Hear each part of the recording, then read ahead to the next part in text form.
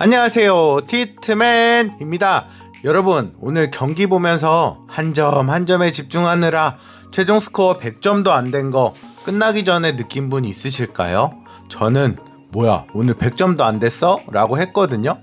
경기 함께 보신 분들은 아마 아실 것 같아요. 둘이 치고받고 허슬하고 득점하고 수비하고 27번의 리드 체인지와 14번의 동점, 가장 차이가 많이 났던 점수차도 디트로이트는 플러스 7점, 애틀란타는 플러스 5점밖에 되지 않을 만큼 진짜 서로 카운터를 먹여가면서 좋은 경기력이었는데 점수는 단 90점대.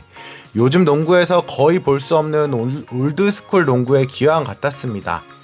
엄청 치열하게 수비하고 그 압박 속에서 슈팅 기회를 만들기 위해 24초를 거의 소진해야만 했던 스틸과 블락 허슬 플레이가 난무하는 그런 농구 있잖아요. 네, 솔직히 의도한 건 아니었던 것 같긴 해요.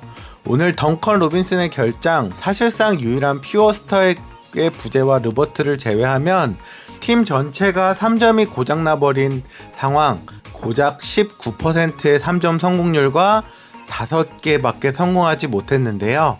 스페이싱이 무너지고 애틀란타는 세깅 디펜스를 하면서 미드레인지 공간을 지켜버리는 그런 상황에서 어찌 보면 답도 안 나오는 그런 상황이었는데 우리의 방식으로 게임을 풀어나가더라고요. 네, 포르징기스의 결장으로 높이와 힘에서 우위를 보인 듀렌과 스튜어트, 두 빅맨의 페인트 존 스킬은 확실히 애틀란타의 빅맨진보다는 골밑에서 압도했고 그야말로 3점 농구의 시대에 페인트 존을 점유하다시피 했는데요.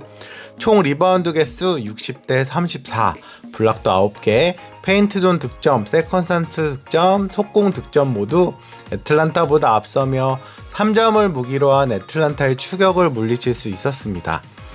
네, 특히 4쿼터 3점이 들어가지 않는 상황이 되어버리자 아예 3점을 포기하고 미드레인지 게임을 선택하는데요. 미드레인지를 막으려 들어오는 순간 페인트 존의 공간이 생기는 전형적인 올드스쿨 농구로 승기를 가져옵니다. 오랜만에 아사르 탐슨의 최고 무기였던 덩크스파 커딘, 오늘은 확실히 핸들러 롤보다는 24-25 탐슨으로 돌아간 모습을 보여주면서 참 성가시게 했고 적극적인 움직임이 외곽이 아닌 공간 침투 쪽으로 움직임을 가져가면서 수비수들을 끌고 들어간 거, 그래서 남은 공간을 잘 활용할 수 있었던 것도 3점을 포기하는 대신 선택한 방법이 아니지 않았나 싶어요. 네, 올드스쿨 농구하면 사실은 수비력이잖아요. 오늘 둘 다 데인마크에는 절대 빠질 수 없는 그 두 선수들을 필두로 엄청나게 압박 강도를 높였는데요. 다이슨 다니엘스, 아사르 탐슨 수비 대결도 흥미로웠고 1차 압박을 뚫고 온 2차 저지선에서 좀 차이가 났던 것 같아요. 네, 바로 스튜어트와 커닝햄, 페인트존 사수 능력이 빛을 발했는데요. 스튜어트야 오늘 오블락, 수비력은 두말하면 입만 아플 것 같고 오늘은 커닝햄 이야기 한번 해보고 싶어요. 네, 사실 그동안은 1선에서 수비하는 경우가 좀 많았거든요.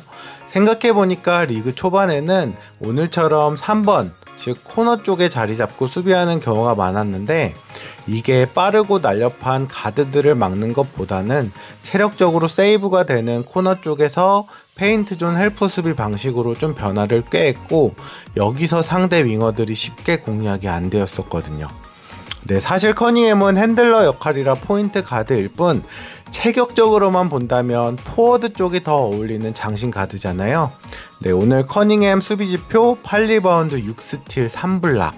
경기를 보면서 커닝햄이 수비에서 막 에너지를 쏟는 모습은 아니었는데 피지컬을 활용한 수비가 잘 작용한 것 같아요.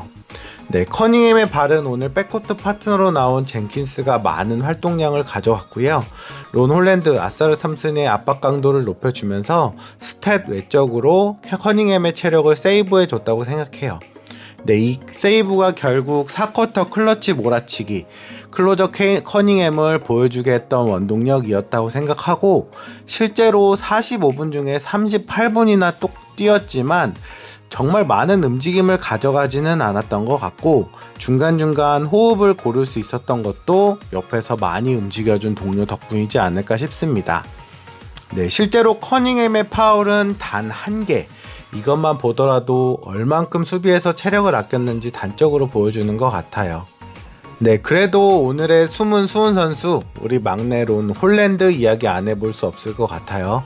네, 17분을 뛰면서 17점, 야투율 75%, 8개 시도 6개 성공, 공격 리바운드 3개, 스틸 2개까지 그야말로 이번 시즌 최고의 활약이 아닐까 싶은데, 스텝뿐만 아니라 오늘의 난전을 이끌어준 1등 공신, 특유의 에너지 레벨로 그야말로 여기저기 뛰어다니면서 혼돈을 만들어내고 거기에 파생된 세컨 찬스까지 우리 감독님이 딱 좋아하는 그런 선수의 모습을 오늘 제대로 보여줬는데요.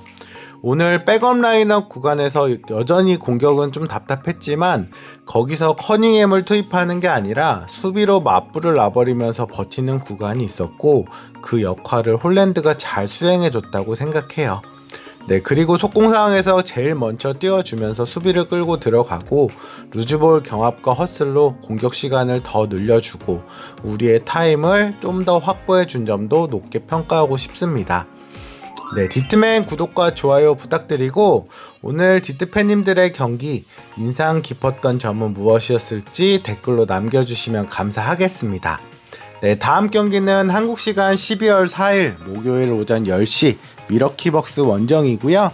슈퍼스타 야니스와 케빈 포터 주니어의 복귀로 더 강해진 미러키를 상대로 어떠한 경쟁력을 보여줄지 기대 반 걱정 반입니다만 여기서 야니스를 제압한다? 그럼 우리 좀 더 큰 그림 그려보는 거죠 뭐. 네, 카카오톡 오픈 채팅 농구는 디트로이트에 오셔서 같이 응원하면서 함께 하시죠. 네, 여전히 디트맨의 저주는 유효한 건지 커닝햄의 클러치 문제에 대해 이야기하자마자 다음 경기 클러치 몰아치기를 시전하는데요. 이게 뭐 제 영상 때문이겠어요. 네, 우리 디트로이트가 문제를 정확하게 파악하고 그걸 빠르게 수정해 갈 수 있는 팀이라는 뜻이겠죠. 네, 팀 내 가장 많은 플레잉 타임을 가져갔지만 야투를 15개밖에 던지지 않았던 커닝햄, 문제였던 로테이션 조정을 효과적으로 가져간 비커스테프 감독님, 아사르 탐슨도 핸들링을 줄이고 자신의 강점을 끌어올리는 플레이를 하는 등 패배와 위기 이후 문제점을 파악하고 팀 전체가 그것을 고치려는 모습이 보기 좋았고 100점을 넣지 못하도 이기는 승리도 똑같은 1승, 그 1승을 위해 최선을 다하는 디트로이트 배드보이즈들, 그 농구를 우리는 사랑하는 거니까요. 다음에 준비된 1승을 위해 또 함께 하시죠. 디트로이트 가자!